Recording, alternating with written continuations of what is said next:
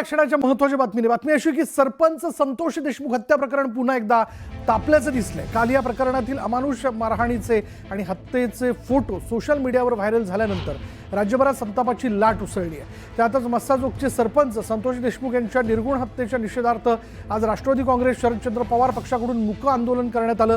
हे आंदोलन सुप्रिया सुळे यांच्या उपस्थितीत पार पडतंय।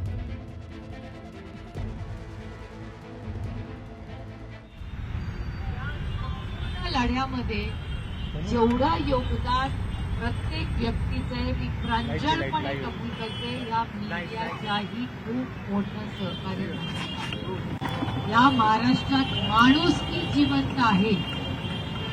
मला खरं तरी घटना झाली तेव्हा माझा माणुसकीवरचा विश्वासच होता की एवढ्या क्रूर पद्धतीने किंवा तेव्हाही रिपोर्टिंग होती, क्रूर पद्धतीने ती हत्या झाली। रिपोर्टिंग होत होतं पण आपण फोटो पाहिले, हे फोटो 80, 85, 84 दिवसांनी बाहेर आले। ते आधी सगळ्या यंत्रणेने पाहिले, सरकारने पाहिले, कोणी त्यांना बोलले।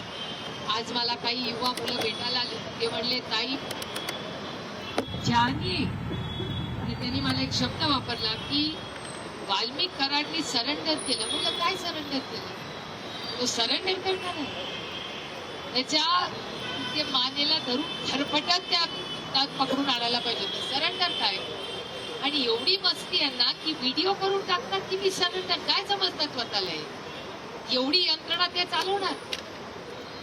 आणि आज जरी आमचे राजकीय मतभेद असतील तर माननीय भुजबळ साहेब माझ्या वडिलांच्या वयाचे आहेत आणि त्यांचा मान सन्मान आहे। पुण्याच्या पालकमंत्र्यांचं स्टेटमेंट आलं, उशिरा का होईना आलं स्टेटमेंट। पण पुण्याचे पालकमंत्री, उपमुख्यमंत्री आणि भुजबळ साहेब दोघंही असं म्हणाले की नैतिकतेवर आम्ही राजीनामा देतो। आणि धनंजय मुंडे काय म्हणतात की मी आजारी आहे म्हणून मी राजीनामा दिलाय। म्हणजे त्यांना काय पडलेलीच नाहीये।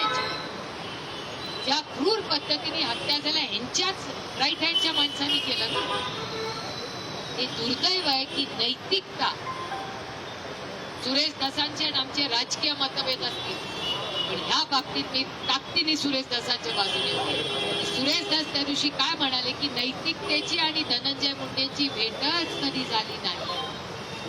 अहो तुम्हाला अश्रू दिसत नाहीत त्या महिलांचे?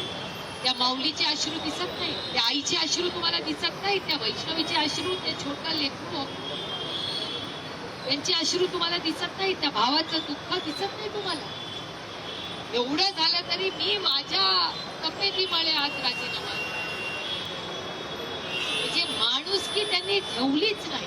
आणि मी सकाळी बोलले की बीड हा सुसंस्कृतच जिल्हा, बीड मधल्या या 10-11 लोकांमुळे आज महाराष्ट्राचं नाव संपूर्ण जगामध्ये, देशामध्ये आज काळीमा फासते, माणुसकीला काळीमा फासते गलिच्छ। आणि ही लढाई आपल्याला ताकदीने पुढे लढायची। जोपर्यंत संतोष भाऊचा जेव्हापणी हत्या केली किंवा हत्या करताना मदत केली, केव्हांना आश्रय दिला त्या हुकुमींना, जोपर्यंत त्यांना फाशी होत नाही आपली लढाई संपत नाही। आपण ताकदीने लढायचं।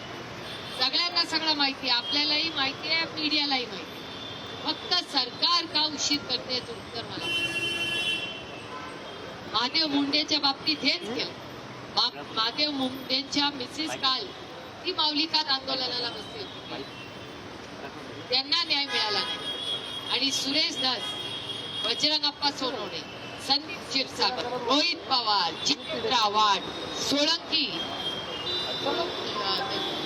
प्रकाश भाऊ सोळंकी, नमिता मुंदडा, सगळ्यांची स्टेटमेंट्स आहेत की ही पहिली हत्या नाही, अशा 100हून जास्त हत्या झाल्या। मग त्या गरीब आहेत, कष्ट करणार आहेत म्हणून त्यांना आवाज नाही? आपली नैतिक जबाबदारी नाही त्यांना आवाज द्यायची? अहो राजकारण आणि इलेक्शन येतील आणि होत राहतील। ही संघटना माणुसकीसाठी आहे, अधिकारांसाठी आहे।